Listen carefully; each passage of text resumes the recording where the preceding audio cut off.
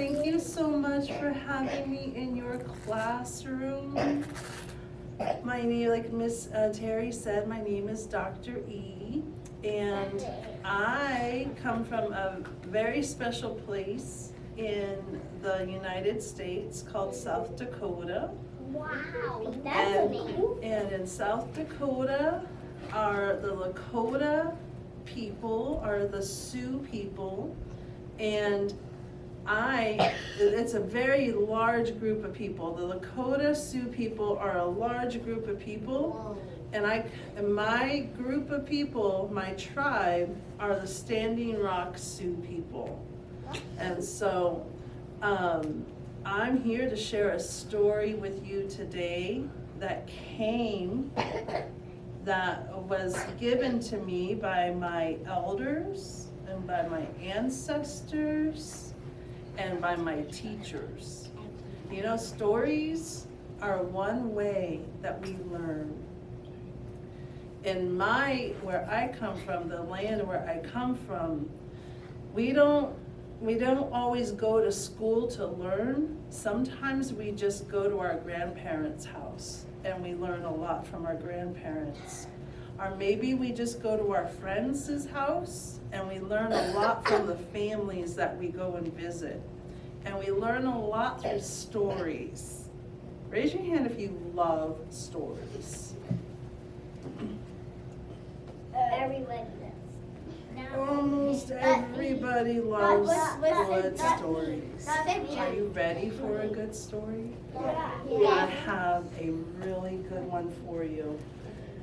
Can you all see my computer screen? Yeah. I can see it. I can see it. Maybe I'll put it here. Yes. I still can't wait. I can see it perfectly. I can't see it perfectly too. I can see it. So, this story, I have my this story is about how the United States, or how America got its name and how it was formed. And this is a myth or a legend, and so this is a story that may or may not be true. And it's a story that's true for the Standing Rock Sioux people. So I have some of my sacred medicines next to me here on the table. Because when we tell stories, when we teach, it's really important to have our tools that help us teach and that help us give information. And so I have, these are kind of part of the story. We have some cedar medicine. This is a plant, and our people, we use this cedar medicine to bring in positive or good, happy energy. This is part of the story because this is one of the medicines that the turtle brings from the bottom of the ocean. Another one of our medicines is the sweetgrass. And the sweetgrass, they call it a woman's medicine. This is for the females because the females are the ones who pick the sweetgrass. And this sweetgrass tells or symbolizes to the spirits that my preferred pronoun is she, and I'm a she telling this story. And then lastly, I have some white sage. It smells so good. And after the story, if it's okay with Miss Tere and Miss Linda, maybe we'll pass it around so you can smell it. Is it all right if I pass it around during the story? Sure. All right. So you'll see how I'm delicately holding the sweetgrass, or the sage, and you're just gonna hold it in your hand, and you can smell it. And the sage is known to get rid of all the negative or the bad energy. So we always have a balance. If we're gonna get rid of the bad energy, we also have to bring in the good energy. And so it's kind of like if you're feeling upset or you're feeling sad, you can ask, please, can the sadness go away? Can my frustration go away? But bring in something positive. Bring in maybe a good talk with a friend, or maybe a good swing on the swing set, or maybe climb to the top of the slide and have a good slide down. Yeah. So this is how we balance energies. All right, I'm gonna start here with ocean. Gentle hands. And I love that ocean is right here by my side, because the setting of our story of our grandmother turtle begins with the ocean. So I'm also going to hold my sacred eagle fan. So these are feathers from an eagle. Now these are does anybody know what kind of feathers, what part of the eagle these come from? Wings. Who said that? Noah. How did you know that, Noah? Because I saw the long posture. Because you saw what?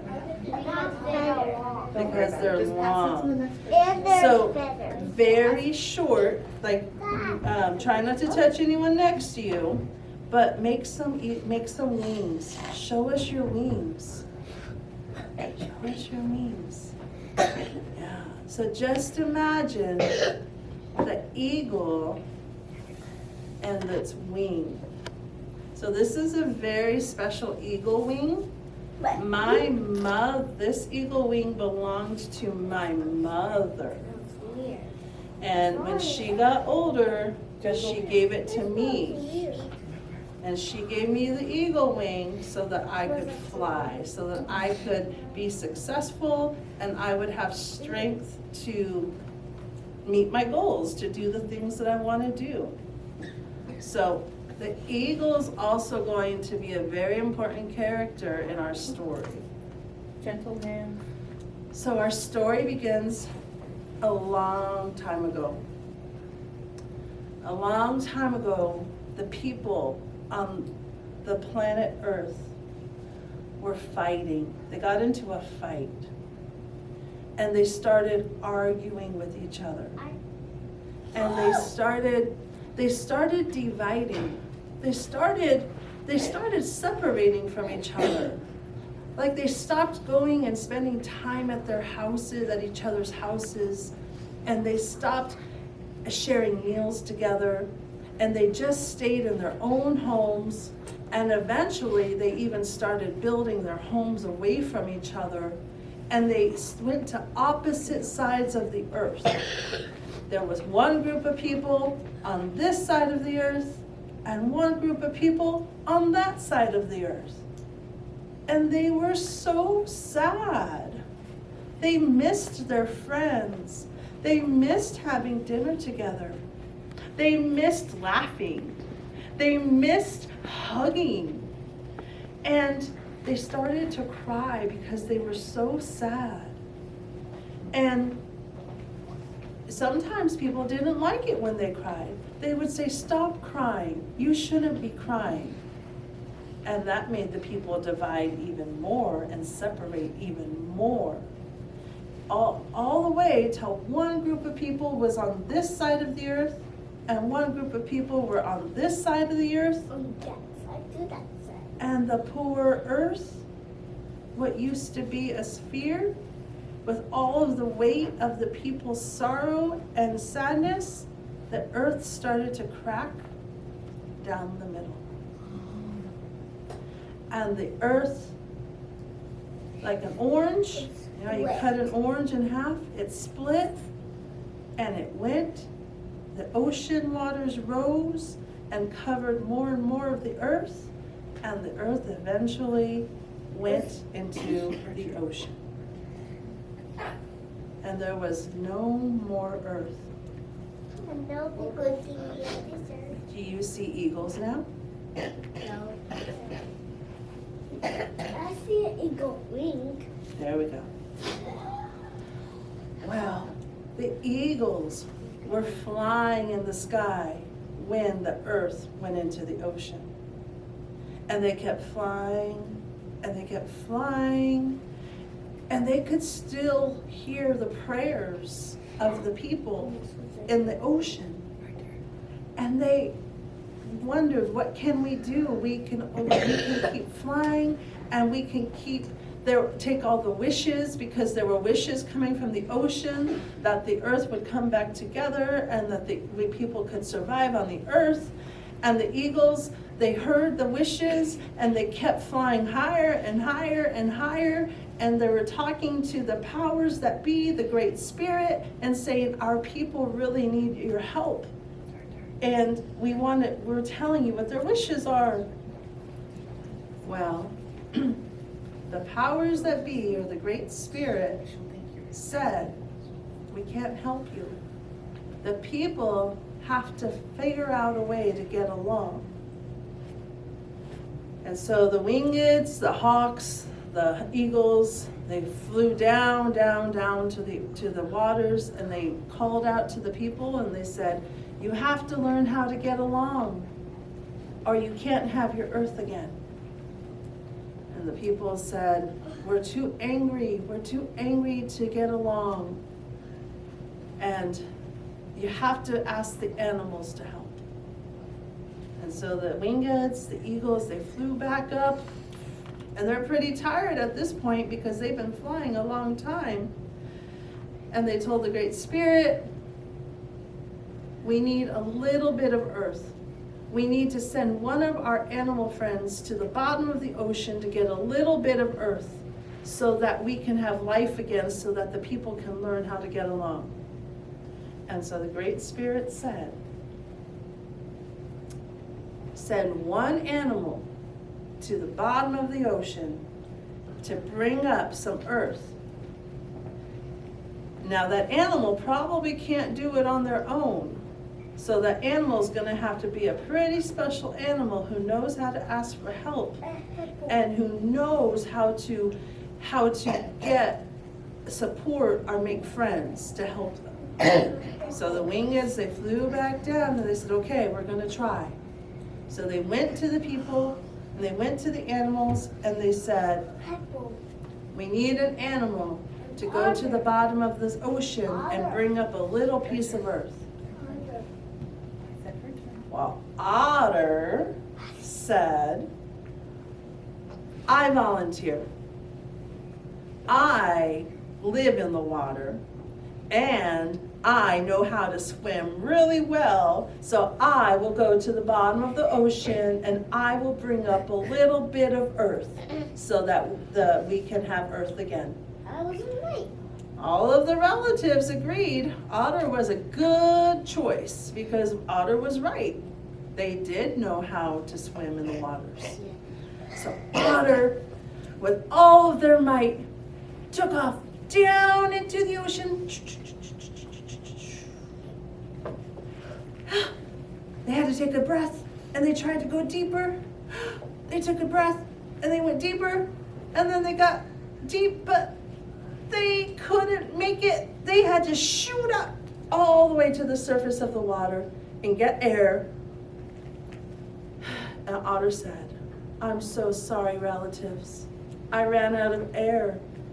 I couldn't get to the bottom of the ocean.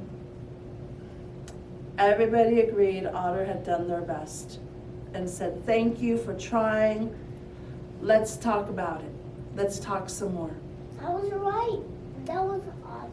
Well, Doggy. then It's not doggy. Beaver popped up their head and said, I can get to the bottom of the ocean.